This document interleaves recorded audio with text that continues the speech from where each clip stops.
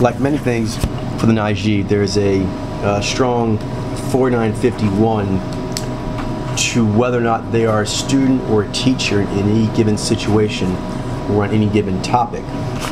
So it's so pronounced, it almost has a sort of flex factor to it, I would say, of it's very much Ji playing the role. I'm either going to be playing the role of the teacher or I'm playing the role of the student.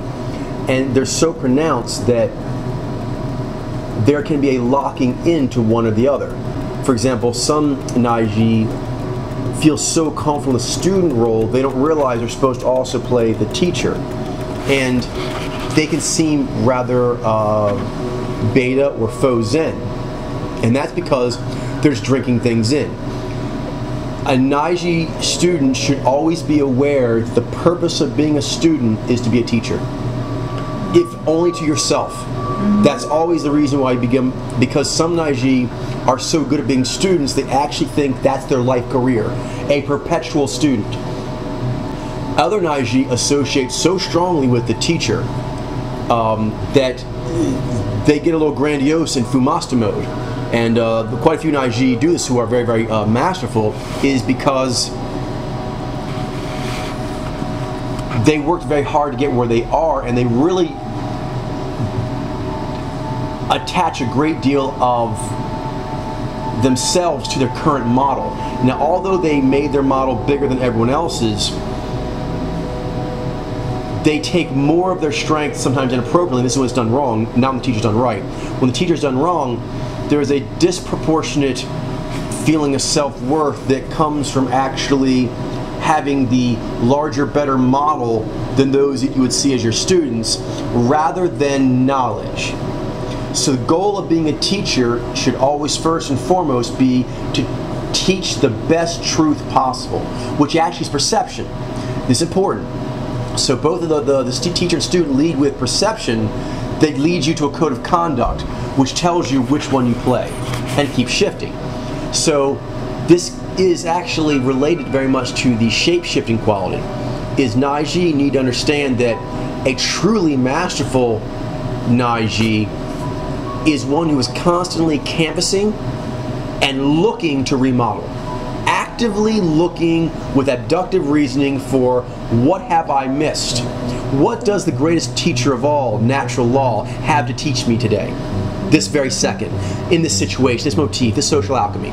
So, from that point of view, the real strength of a Naiji, again, is the shifting. When do you shift? To be absolutely implacable if everything you see with your greatest lens abilities tells you you're right. If you're using the best lens you can. At that moment, the right to be a teacher is fleeting. The right to be a teacher can be lost in a second if one of your students knows something about a given topic more than you, so you should be ready to go in and out. So if, for example, a student was to catch you in something, it shouldn't be a got you. It should be, this is crucial, you demonstrate your mastery as a teacher by recognizing when you have learned something. Teachers who never demonstrate learning aren't very good teachers because A, you should be actively learning, otherwise it makes you look stagnant. Also, there is opportunity to learn in every kind of situation. So a true master looks for the opportunity to take lessons everywhere, and it doesn't lessen you. In fact, the truly masterful Naiji actually unnerve people with how dominant they are on a certain way until they have a fact change.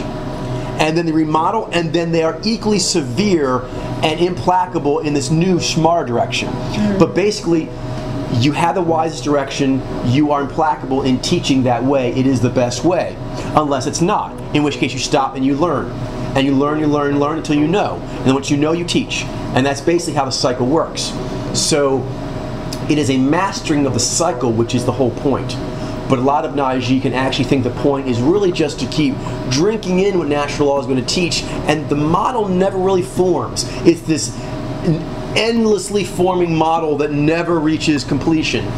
Or that you're a teacher that Life had hard lessons that other humans can't learn, and I learned them. I know these other things, and it's my role now to school humans in these higher, harder ways that I know. And they identify strongly with that, and if they don't enact that, they feel like they're losing their Fumasta. But no, that's actually not high Fumasta. High Fumasta is always looking for natural law, so that other teachers could learn lessons from how that teacher played student that day. Does that make sense? And vice versa, the ultimate students are the ones that the teachers look to put in teacher positions over the students. That's how you know you're doing a really good student, when the teachers ask you to teach. And so that's how it works. But it's a never-ending cycle, and it's knowing when to switch, and then how firmly and fervently to live which role it is currently right to play. But when it changes, then your fervence transfers to the other, whichever is the appropriate one according to what natural law is telling you.